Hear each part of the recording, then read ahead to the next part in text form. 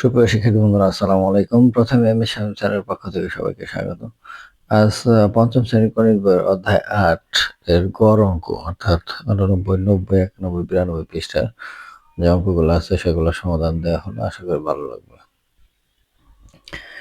প্রথমে আছে ডান পাশের চিত্র অনুযায়ী ক, খ এবং গ তিনটি পাত্রে 3টি কমলার রস রাখা হলো।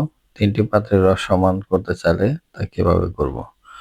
এখন যে পাত্রে বেশি আছে যে 140 মিলি, আরেকটা আছে 100 মিলি, আরেকটা আছে 90 মিলি। তো আমাদের 40 মিলি যেটা আছে এটা থেকে আমাদের 100 মিলি এবং 90 মিলি যেটা আছে সেটা ঢালতে হবে। ঢেলে তারপরে সমান করতে হবে। যেমন এখানে বলা আছে পাত্রের রস যদি পাত্র ক এবং খতে ঢালা হয় যতক্ষণ পর্যন্ত 3টি পাত্রের রস সমান না হয় ততক্ষণ পর্যন্ত তাহলে কেমন হবে? এই যে এটার রস এটা ঢালতেছে। তাহলে আমি সম্পূর্ণ রস একসাথে রাখবো এবং 3টি পাত্রে সমানভাবে ভাগ করে দেব। যে সম্পূর্ণ রসটা একটি পাত্রে রাখলাম, তারপরে সেটাকে আবার 3টা সমানভাবে ভাগ করে দিলাম। তাহলে মূল কথাটা কি আসলো যে আমাদের 3টি পাত্রে যে রস ছিল সেগুলো সবগুলো যোগ করে একটার মধ্যে নিলাম। একটার মধ্যে নেওয়ার পর তারপর সমানভাবে আবার 3 ভাগে ভাগ করে দিলাম। এটাই হচ্ছে গড়। এখন লাস্টে আমাদের আছে যদি 3টি পাত্রের রস একসাথে রাখি তাহলে হবে 90 যোগ 100 যোগ 140, টোটাল হয় 330 মিলি। একটি পাত্রে রাখা রসের পরিমাণ হচ্ছে 330 মিলি। তারপরে 3 ভাগে আবার সমানভাবে ভাগ করে দিব। 330-এ 3 দিয়ে ভাগ দিলে 110 করে, অর্থাৎ একটি পাত্রে রাখা রসের পরিমাণ 110 মিলি। এরকম ভাবে কতগুলো রাশি দেওয়া থাকলে রাশিগুলোর যোগফলকে রাশিগুলোর সংখ্যা দ্বারা ভাগ করলে যে মান পাওয়া যায় তাই তাকে রাশিগুলোর গড় বলা হয়। এটুকু হচ্ছে গড়ের সংজ্ঞা। কতগুলো রাশি দেওয়া থাকলে রাশিগুলোর যোগফলকে রাশিগুলোর সংখ্যা দ্বারা ভাগ করলে যে মান পাওয়া যায় তাই রাশিগুলোর গড়। গাণিতিকভাবে নিচের সূত্র দ্বারা গড় নির্ণয় করা যায়। যেমন এই যে সূত্র, গড় সমান সমান রাশিগুলোর যোগফল ভাগ রাশিগুলোর সংখ্যা। এভাবে এই সূত্রের সাহায্যে আমরা গড় বের করতে পারি। তাহলে এই সূত্রটা আমাদের কি করতে হবে? Very very important. সূত্রটা পরীক্ষায় সংক্ষিপ্ত প্রশ্ন আসে যে গড় নির্ণয় সূত্রটি লেখো। এরকম প্রশ্নটার সাহায্যে আমরা সমাধান করতে পারি গড়ের অঙ্ক। এখানে কিছু গড় নির্ণয়ের অঙ্ক দেয়া দিছে। 1 নম্বর আছে 4, 3, 7, 5, 3। তাহলে আমরা কি করব? এই সবগুলা গড় লিখে যোগ করব। তাহলে আমরা এটাকে যদি সমাধান করি তাহলে গড় সমান 4 যোগ 3 যোগ 7 যোগ 5 যোগ হচ্ছে 3, ভাগ হবে 1, 2, 3, 4, 5 দ্বারা। তাহলে এখানে যদি আমি যোগ করি, এটা 1 নম্বর, 4, 3, 7, 7, 14, 14 আর 5-এ 19 আর 3-এ 22। এখন 22-কে যদি আমি 5 দ্বারা ভাগ করি তাহলে অ্যান্সার আসবে কত? 22। হ্যাঁ, 4 5-এ 20, 20, 2 কাটা আনলাম দশমিক, ফলে 0, 4 5-এ 20। তাহলে আমাদের এটার অ্যান্সার আসতেছে 4.4। এটা হচ্ছে 1 নম্বরের গড়। 2 নম্বরটা আছে হচ্ছে 2, গড় সমান 3 যোগ 5 যোগ 8 যোগ 4 যোগ 2 যোগ 5 যোগ 2 যোগ 4 যোগ 3 যোগ 7। তাহলে 1, 2, 3, 4, 5, 6, 7, 8, 9, 10, এটা 10 দ্বারা ভাগ হবে। তাহলে আমরা এটা যদি যোগ করি, 5, 3, 8, 8 আর 16 আর 4, 20, 22, 27, 28, 29, 29 আর 4, 33, 3, 36, 36 আর 4, 7-এ 43, 43।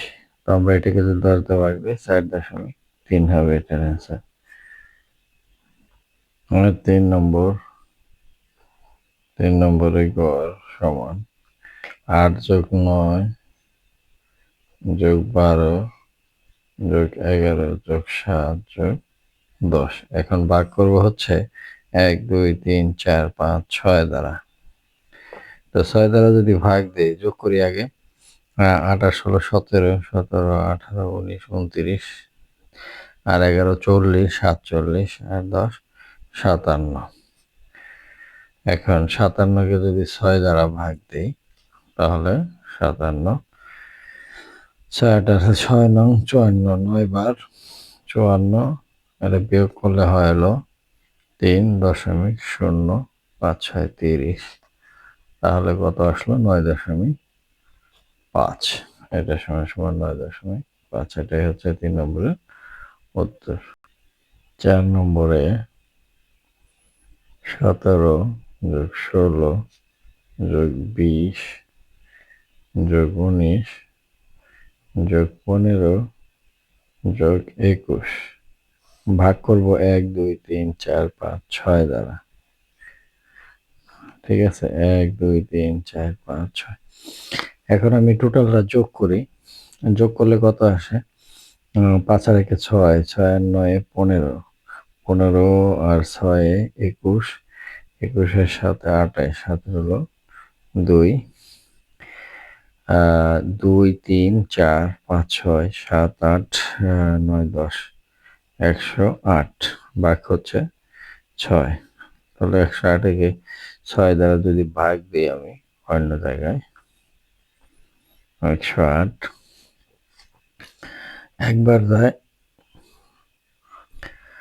একবার যায় 6 4 48, 6 8 48 অর্থাৎ 18 হচ্ছে এটা উত্তর।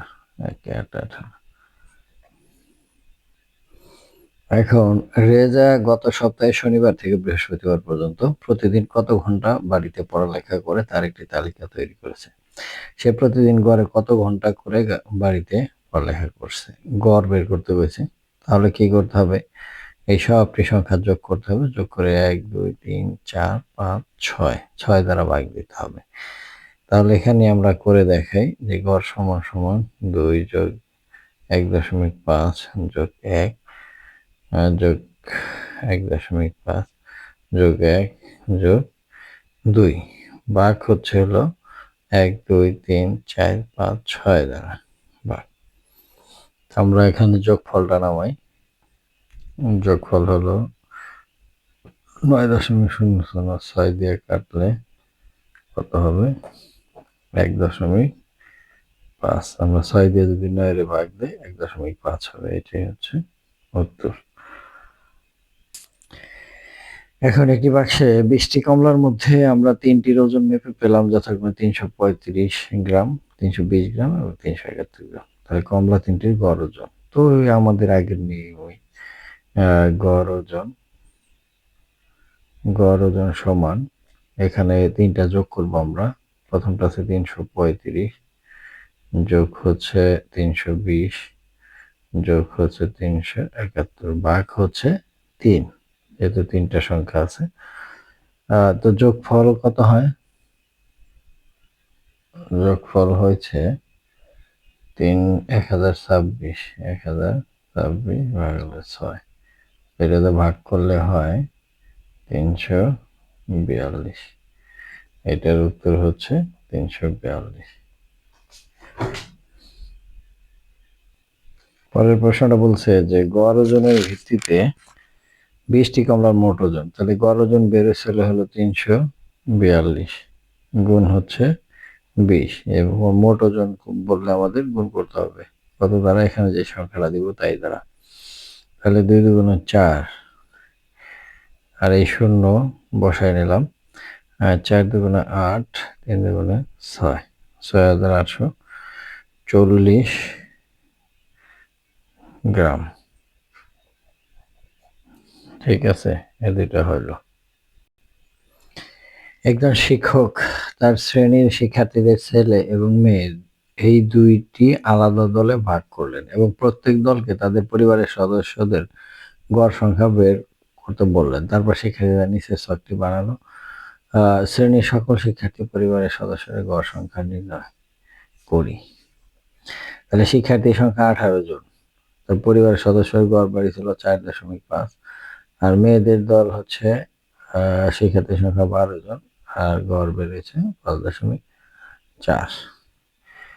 তো এখানে শ্রেণীর সকল শিক্ষার্থীদের পরিবারের সদস্যদের গড় সংখ্যা নির্ণয় করতে হবে। তাহলে পরিবারের সদস্যদের মোট সংখ্যা এখানে বের করবে 18 ইন্টু 4.5 আর যোগ 12 ইন্টু 5.3।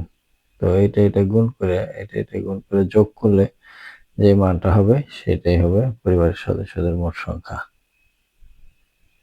এখন 18 4.5 দ্বারা গুণ, আবার 12 5.3 দ্বারা গুণ করার পর আমরা কত পেলাম যে 81.08 63.6। এখন এই দুইটা কি করতে হবে, যোগ করতে হবে। দুইটা সংখ্যা যোগ করলে কত হয়, 6 3 আর 1 4, হাতে নাই 8 আর 6 14, দশমিকের জায়গায় দশমিক। এখানে ক্যালকুলেশন করে 144.6। 144 মোট শিক্ষার্থী হচ্ছে এখানে 8 10 3 30 জন। তাহলে পরিবারের সদস্য সংখ্যার গড় 144.6 ভাগ হচ্ছে 30। তো এটাকে আমরা এইভাবে ভাগ করলে, দুটা যোগ করে 144.6 তাকে 30 দ্বারা ভাগ করলে 4.82, এটাই আমরা অ্যান্সার পাই। তাহলে আমরা এখানে অ্যান্সার লিখব 4.82। তো সেক্ষেত্রে বন্ধুরা আজ এ পর্যন্তই, দেখা হবে পরবর্তীতে নতুন কোনো ভিডিও নিয়ে। সে পর্যন্ত সবাই সুস্থ থাকবে। ধন্যবাদ সবাইকে।